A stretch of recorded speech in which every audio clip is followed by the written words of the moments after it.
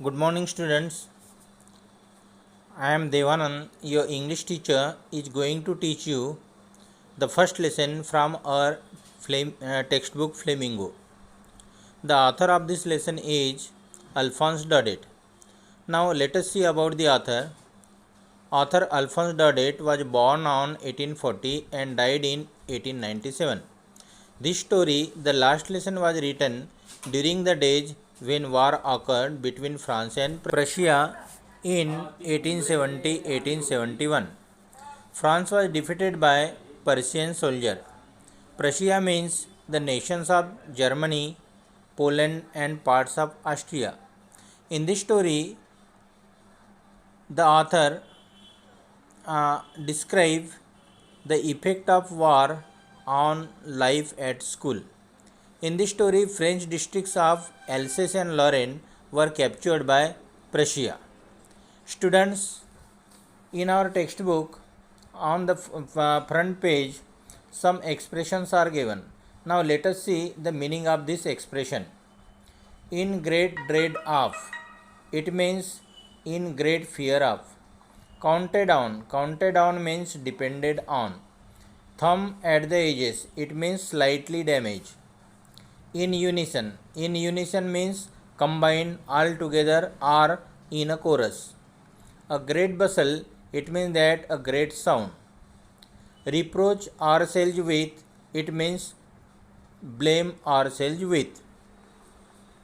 Now let us see detailed summary of this lesson, students. Here in this story, Franz and M. Hamel are the major characters. Here Franz is the narrator and school-going boy, and M. Hamel is the language teacher teaching French. That morning, Franz started late for school because he didn't know anything about participles. Now here, as you know, students, you have learned in earlier classes, participles means students, as you know, participles means present participles and past participles.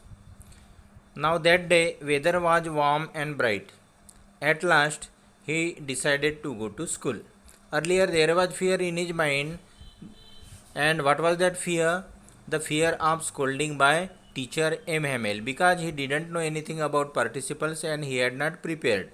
So there was fear in his mind and he decided not to go to school. But at last, he decided to go to school. Now what happened when he started going to school? Let us see. While going to school, Franz noticed a big crowd in front of the bulletin board. The people used to get the news of the battle and important information from the bulletin board. Usually, there used to be a lot of hustle and bustle of opening and closing of desks, a loud reading in chorus, but that day such type of situation was not there in class. The whole class was silent, everywhere there was silence. But that day it was all so still. Franz went in the class. He expected scolding, but M. Hamel, the teacher, didn't scold him. M. Hamel saw him and asked him very kindly to take his seat. Now let us see classroom description. M. Hamel, the teacher, was in formal clothes. He used to wear such clothes only on inspection day and prize days. The whole school was silent. And what was the specialty of that day? The villagers were present in the class, who sat on back benches.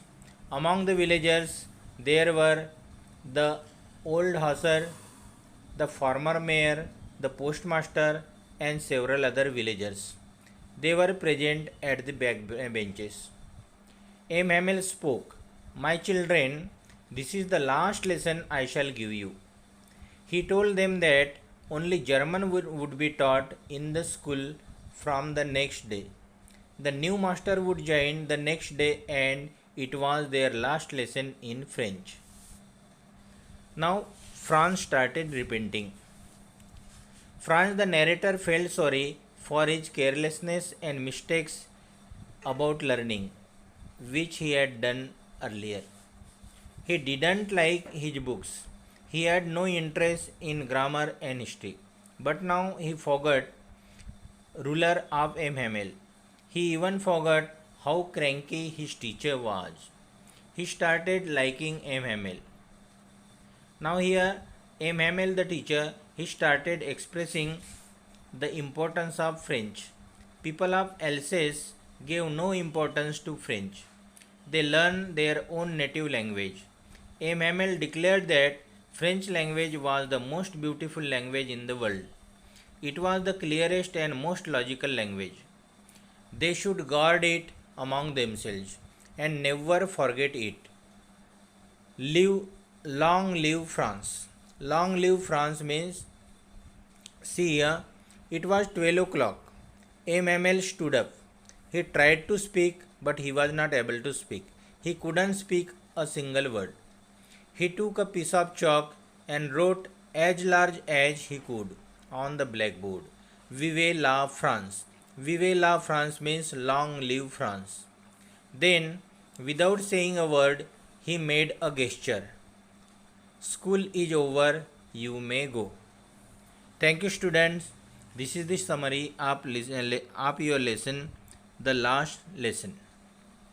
Thank you once again.